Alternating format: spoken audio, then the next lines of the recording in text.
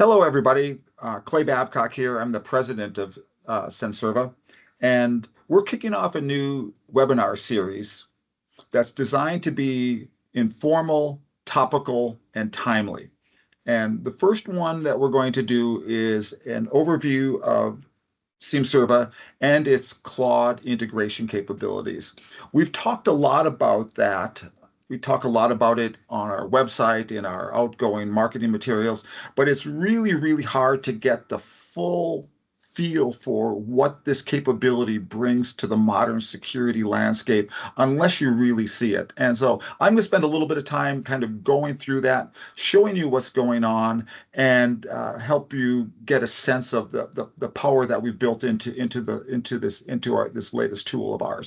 And the way I'm going to start is I'm going to introduce you to the tool itself. And there's a very specific reason I'm doing that. This is Siemserva. It is at its core, it is a Microsoft 365 security scanner. It is multi-tenant. It has the ability to run well over 650 independent tests across your entire security domain, everything from identity to conditional access to Intune, to endpoints, SharePoints, logs, everything. And the reason that's important, and the reason I bring that up, is that this scan, the breadth of it, the width and depth of it, is really what drives the capability of the tool. If it doesn't have a wide, deep scan, nothing else really matters. And you'll notice that this is built on a TUI, a text user interface. Sometimes people call these CLI, command line tools, and that's very purposeful.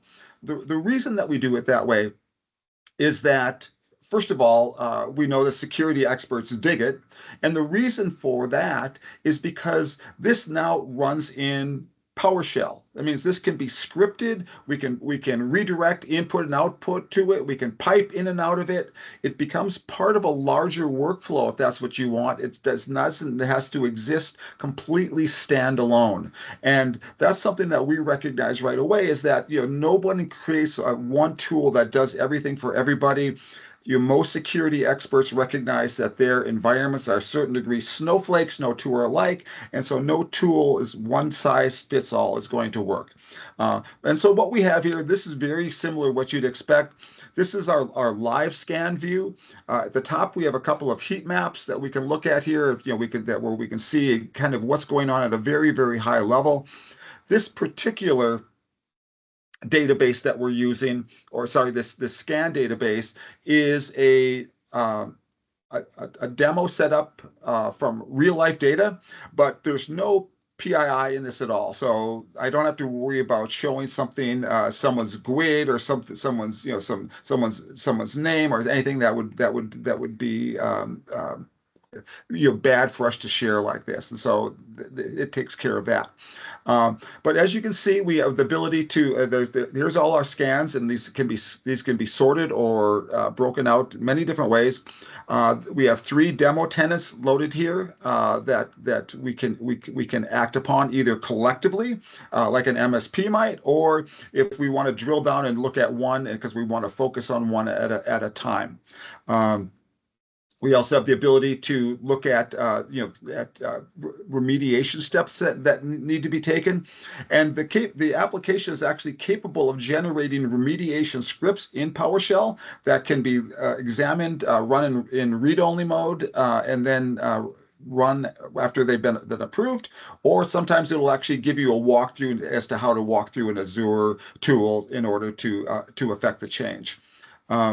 We have the ability to generate high quality reports, and we're going to come back to that in a second as well.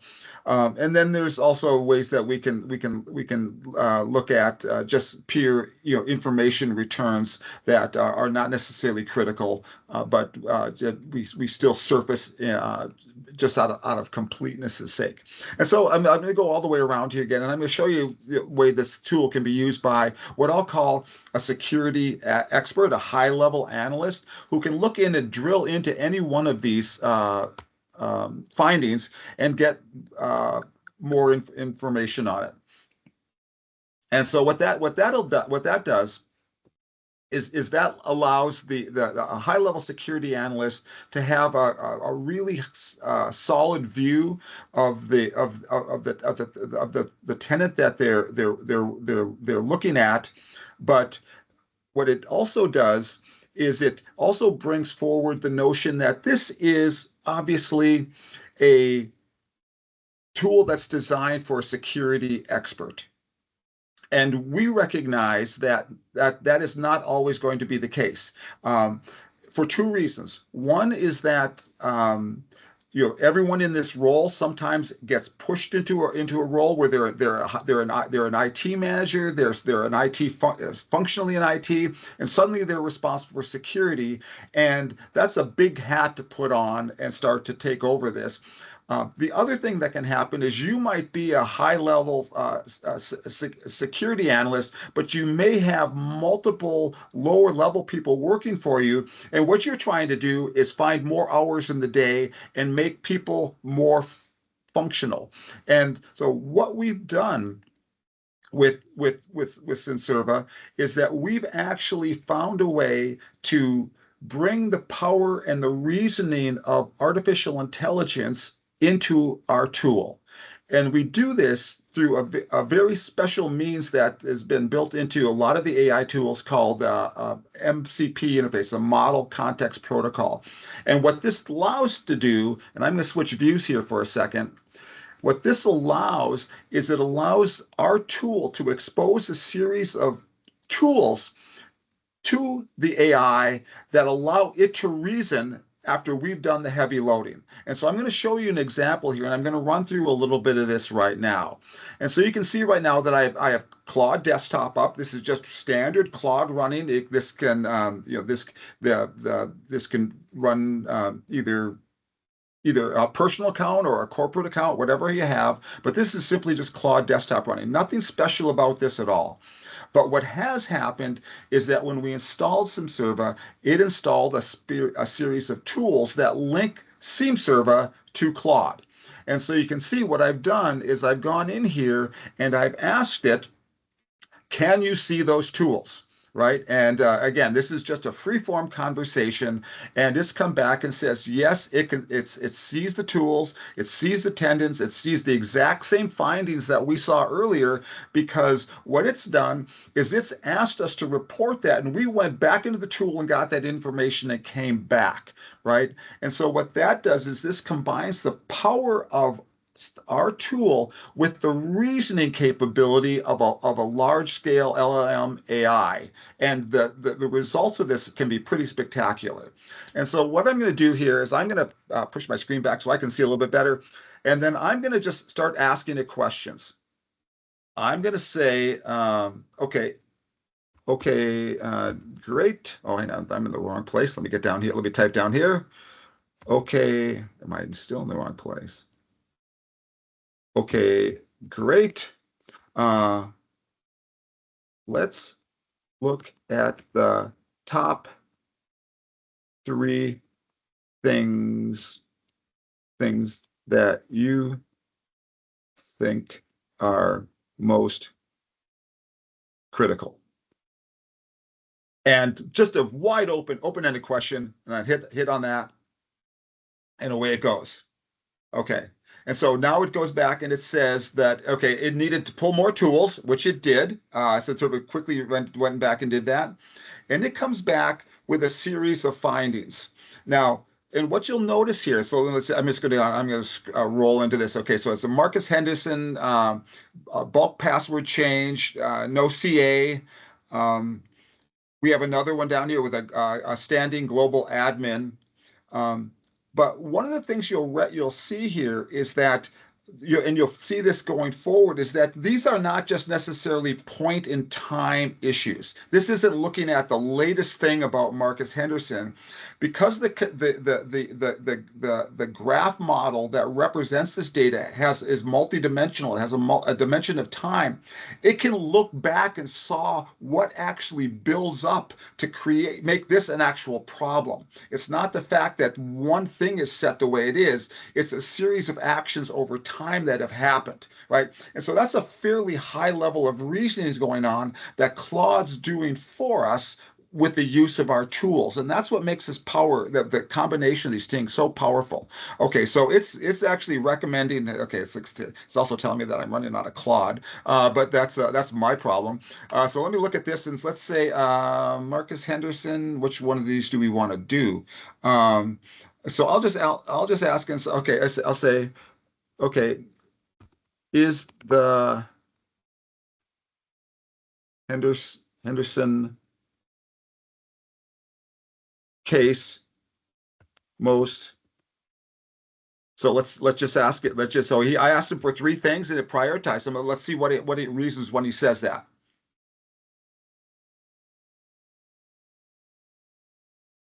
Right. Okay. And you can see now you can read this. It said, though now it's gone back and it's reasoned against this, right?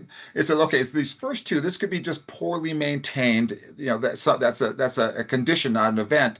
And Henderson's different. This gets back to this. This is actually again something that's happened over a period of time, right? And again, Claude is actually coming out and telling us that right here. It says it's not just a posture snapshot, not just live telemetry, and so it's actually reasoned against that.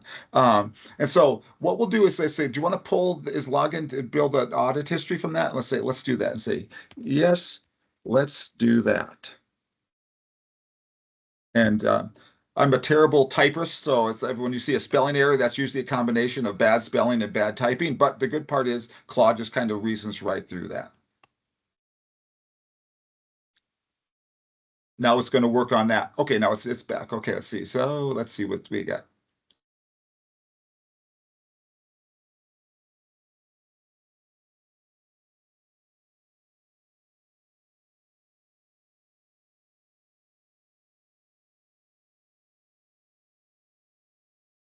Okay, here we are.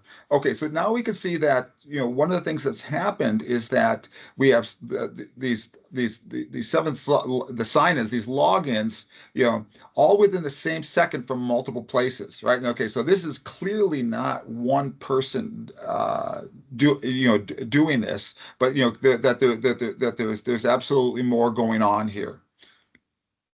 So we come down and it's and so what it says is that the strongest case escalation. Now one of the things that we can do is we can actually drill into this, but there's obviously a huge corporate risk here too that might need escalation to management, right?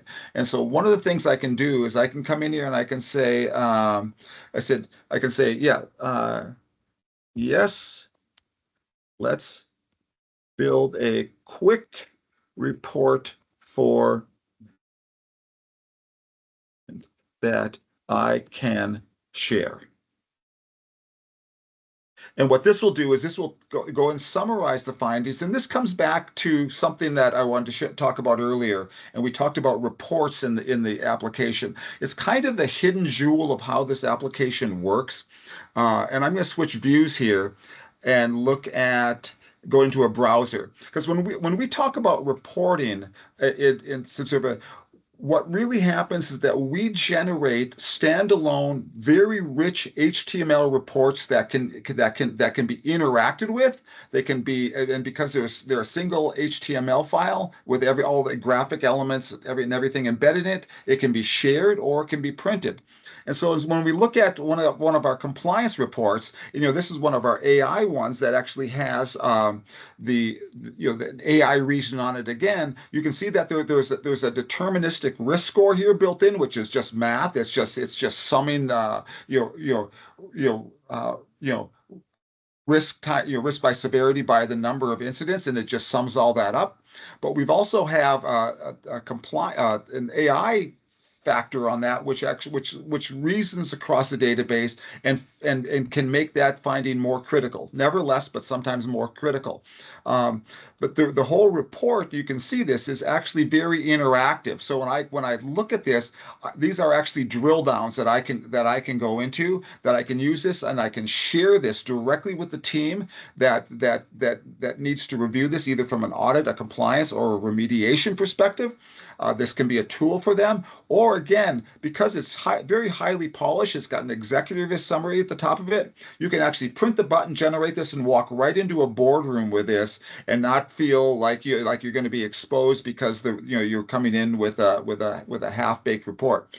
Again, a executive summary written in high level language for very clear that an executive's going to understand for each one of the reports that we talked about, compliance, audit, remediation, and also detailed. We also take into account the type of person likely to be reading that and make sure that the summaries and all the information is geared for them.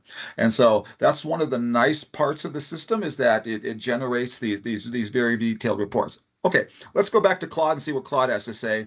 I guess I should have waited a little bit longer. Okay, there it goes. It wanted to be able to generate that report. Okay, and so what this did is, using that exact same model that we just saw, that it's actually gone in and generated an HTML report. And again, this is a single file that I can either email, or I can print out, or I can save as a PDF if I want to do that as well. But this is something I can share directly with management, giving the executive summary, which we had talked about earlier, about the person, their role, what the issue was, and then it goes through and builds a case. It shows, here's our key findings, the things that it actually reasoned across, that it found in the database, 4 or 5 separate things that got rolled into, why we're talking about this. Again, more supporting evidence. This is right out of the logs, where he was attempting these logins, and then a tiered remediation strategy for all of this. And part of this might end up being this escorting Marcus out of the building, but it's at least now we have this documented, and we've created an auditable paper trail about how we're going to respond to it, right? And this is exactly what organizations look for when it comes to this types of things. And again, all of this comes back from points back to the references that we use to build these policies into the tool. And so that's a nice quick overview of Siemserva. My goal for these presentations was to keep them all right around 20 minutes, half an hour, just to give everyone an overview. And I'll just wait to see if anyone has any questions. I'll kind of go through them.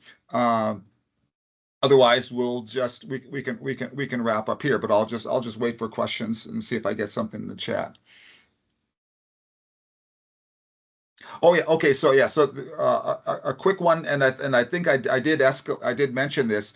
Again, this report appears on the screen. I can simply save this as HTML, or if I come up, I can also print this as well. So if I click on here, I think I can go down and I can say print, and then one of the options is I just say save as PDF, and this will just get saved as a PDF document. But because it is a standalone HTML file, it doesn't reference, like if we have graphics like some of the other ones do built into it. All those are embedded directly into the HTML, so it makes the HTML file bigger. But the nice part about it is it's standalone. Right. Oh, okay. One other here. I'm going to go back to the application here and go back to tenants. Absolutely correct. This is all a sample database that gets built when the application's installed, for people to try the application before turning it on their live tenant. And there's 2 reasons we do this. One is that it lets you see the tool operate on sample data that you can run through, and we actually built some nice juicy finds in here before, like the Marcus Henderson, obviously. But the other thing that lets you do is it lets you get comfortable with the tool and start to feel that more comfortable about actually turning it on your live tenant. We're very aware that that anytime you install a tool for the first time, you want to make sure that it's not going to do anything wrong. It's not not even intentionally, but even unintentionally. And the The sample data lets you get a better feel for that. And the other thing it does is it lets you get a sense for its capability. So if you need to talk to someone to run it up the flagpole to validate the very modest purchase price, then certainly the ability to generate those fully functional reports out of it and socialize that inside the organization certainly goes a long way to doing that. So, but no, thanks for that. Okay. Okay. Looks like nothing else. Okay. Well I'm gonna wrap it up there. We'll be doing this again, like I said, informally, but probably every 2 weeks, pretty much every Tuesday, about 11 o'clock Central Time. So look forward to the next one coming up. We're gonna try and rotate topics to make sure that this stays topical and interesting, and we're not telling people stuff they already know about the product. But hopefully that gave you some insight that you didn't have, and thanks everyone for attending, and we'll hopefully see everyone in 2 weeks. Okay, thank you.